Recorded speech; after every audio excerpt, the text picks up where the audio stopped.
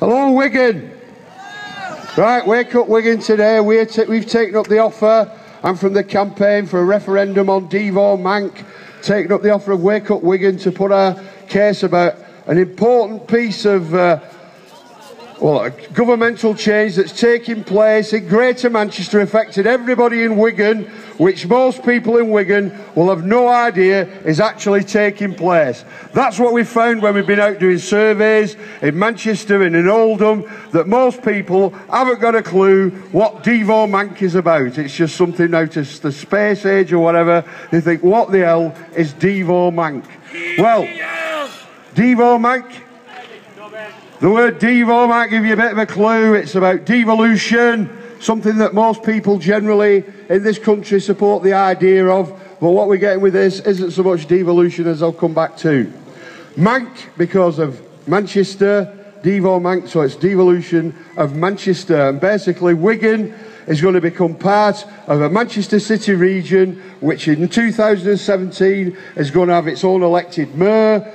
Unlike in Scotland, where they've got a parliament which will decide over what happens in Scotland, and in Wales, where they've got an assembly that meets in Cardiff, made up of people elected from all over Wales, what we're going to get in Greater Manchester is basically an elected mayor only in 2017. In the meantime, they're going to basically have an appointed mayor, and our own very favourite Lord Peter Smith from Wigan is tipped for being the favourite for that. There's even talk of that going on till 2019, so we could have an unelected mayor, somebody we're paying from Wigan to be leader of Wigan Council, taking over that job, doubling up, by the way, as the Police and Crime Commissioner, so not a mayor's job like Boris in London, but one that's going to double up as the Police and Crime Commissioner, and be in charge of a committee of all the 10 council leaders from Greater Manchester. Doesn't sound democratic to me, but one thing for sure, it's all happening without most people know it's taking place, and without any reference to what their views may be on the subject. Now, only a couple of weeks ago, they also agreed to devolve the £6 billion NHS budget for Greater Manchester to this body, and there's talk of even the schools budget being devolved in the not too distant future, or the DWP budget as well, and they're already devolving money for housing and so forth, which on the face of it sounds good, 300 million over 10 years. But if you divide it by 10 per year, it's 30 million a year. Then you divide it across Greater Manchester, it's only £3 million actually towards housing. And if you bear in mind that Wigan and Lee Housing last year spent 50 million on housing improvement, you can see it's actually not much money they're giving away here. But we're being told this is all fantastic, we don't need to involve the public in it, you're getting it whether you like it or not. And yet my understanding after the Scottish referendum on independence, where they were offered this thing called Devo Manc as an alternative to becoming independent, that Cameron promised us a big public debate about how devolution might, what we might like in England, but the reality is we're not going to get any debate at all, we're getting this.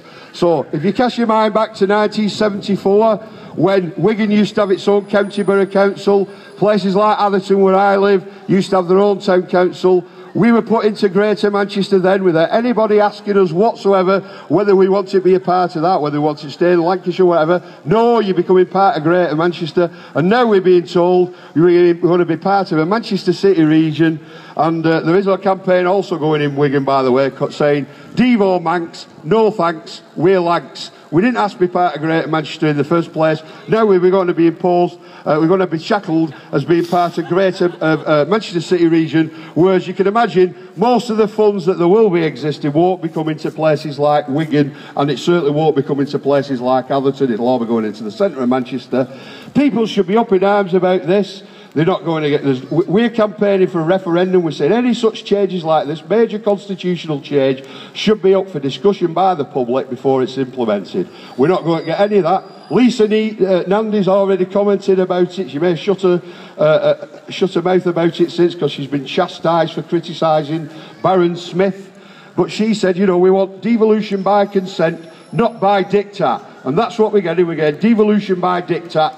And if you look at the NHS as well, we're calling it a Trojan horse. If you know the old story about the Trojan horse, they say, beware Greeks bearing gifts. Well, we can certainly be wary of Tory politicians bearing gifts, which is what we've been told this is. But what it's all about isn't about devolving power down to people like me and you in our communities. It's about concentrating power in a few professional politicians' hands who just happen to meet in Greater Manchester, and they're going to be put in charge of the NHS.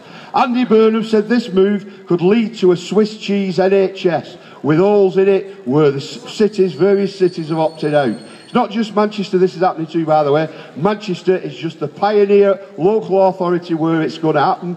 It's going to happen elsewhere in Britain as well, including Sheffield, Merseyside potentially. And we've got to say, is this what we want to happen to our NHS? Do we want it fragmented and breaking it up into a Manchester Health Service, a Merseyside Health Service, a Greater Leeds Health Service or whatever? Do we want that, or do we want them to stop meddling with it because they've no mandate for it whatsoever? Fortunately, Andy Burnham seems to have gone quiet a bit about the Swiss cheese thing now, and it's not going to be a Swiss cheese, it's Labour Party policy. Well, if this is Labour Party policy, people should be really alarmed, because it's going to enshrine more control for clinical commissioning groups. There'll be no extra rights for any ordinary people like ourselves to have any input, and it's about changing the NHS as we've previously known it into new care models are referred to, and it's all about the systematic privatisation of the NHS and our public services. This is what the Devo Manc's all about. It's not about devolution, it's about hijacking a debate on devolution, and it's about imposing austerity on us for the next 10 years. We've got a petition over there if people want to come over and sign it and talk more about the details of this. It's just not good enough that people are not being consulted, and all of a sudden they'll turn up with possibly a new local income tax that finance some of this. You know, any amount of things can happen which people aren't aware of at the moment. Cuts in local public services, it could be immense. I remember arguing a similar message back in the poll tax days before it was introduced, saying this poll tax thing is a bad idea, but sadly nobody did anything about it. They only started to do anything about it when they got the poll tax bill and it were already a fait accompli. Well, we've got an election coming up in May, general election, where there's local elections as well. We're saying, why can't we have a referendum on these issues on the same day? The polling stations are already going to be manned. It's not going to cost much money, print up an extra few ballot forms to carry out a referendum on this important issue.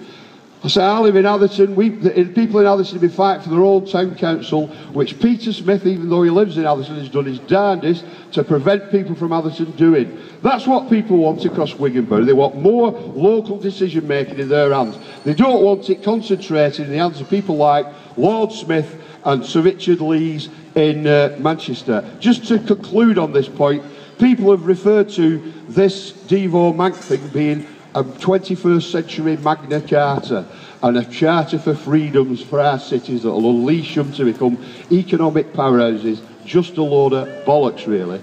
If there's any similarity with Magna Carta, it's that it doesn't involve the mass of the ordinary people. It's about the municipal barony, led in our case by the real-life Baron of Atherton, Lord Smith, and Sir Richard Lees, carving out themselves more power. It's not surprised they're in favour of it. They're the ones who are going to get the power, right? And it's just basically a renegotiation of who makes the decisions, whether it's made in London by some Whitehall bureaucrats or whether it's made by some bureaucrats and unelected people in Greater Manchester. So sign our petition. I'll come back later to maybe talk about something else, but you should all really find out more about this, look it up online, find out more about it. It basically is a Trojan horse as far as our public services and the NHS.